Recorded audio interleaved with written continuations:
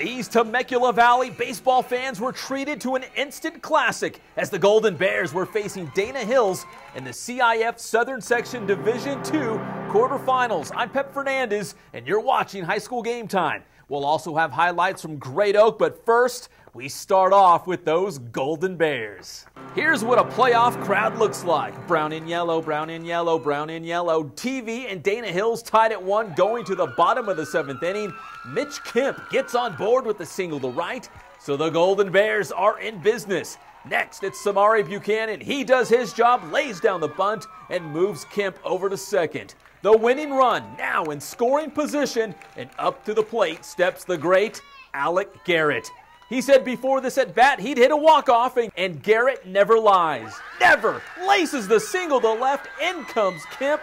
Game over. Temecula Valley is victorious. 2-1 your final score. The Golden Bears will meet Valencia of Placentia in the D2 semifinals on Tuesday thanks to the big-time hit from Alec Garrett.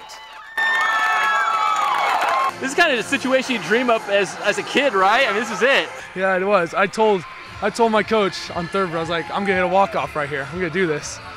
It was awesome. How does this feel? You guys are headed to the semifinals now, trying to get back to the championship game, right? Yeah, I have the biggest adrenaline rush right now. That was amazing. I hope we win Tuesday, make it a Dodger again, maybe win it this year. And how about the effort from Cook on the mound? Cook goes out there and shoves. See, beginning of the game. Alec, he'd been getting some clutch hits lately in the playoffs and doing some good stuff for us, and this is a true story. He came up to when I went up and talked to him between after the bunt was out at first base and the sack. He told me, "I got this, coach. I'm going to get a walk-off single," and he actually did. He actually called that, no joke. Yeah, he actually called it with a pitching change with Jared Morton. When we were standing behind the mound, he was like, "Hey, guess what? Mitch is going to get a hit. Samari's going to bunt him over, and I'm going to get a walk-off." He called the entire turn of events. It was awesome. I'm so happy for him. Could Great Oak join TV in the D2 semifinals? Let's find out. The Wolfpack at home for Aliso Niguel in the quarters. The game started a little bit late after the Wolverines' bus broke down, and to make matters worse, well, they had to face the great Brad Wegman. First inning, Wegman with a strikeout for Great Oak. And Wegman getting some help from his defense. Aliso Niguel with a runner on first, but shortstop Mitch Hayes fields the grounder and throws the second for the out.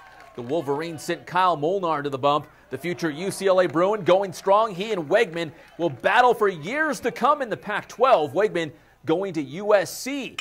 Third inning, Hayes to second baseman Logan Morrison trying to turn two with a throw to first, not in time. Wouldn't matter, though, because Wolfpack catcher Chandler Wagoner hoses the runner, trying to steal second. Now to the bottom of the third. Great Oak trying to crank up that offense. Brett Dillon with the flare to center field, and it falls in. Wolfpack's first hit of the game. Great Oak would leave Dillon stranded in the third. Molnar, the K, to end the frame. Molnar finished with 7 strikeouts in the game. To the fourth, the Wolverines threatening. Nick Grimes doubles down the left field line. Molnar crosses the plate, and Aliso Niguel is on the board, up 1-0. Later in the fourth, Noah McDaniel chops the grounder up the middle. Morrison trying to make a play, but the throw to first gets away. 2-run score for the Wolverines. Despite the rally hats, no comeback for Great Oak in this one. Aliso Niguel blanks the pack 3-0. I'm Pep Fernandez for HS Game Time and PE.com.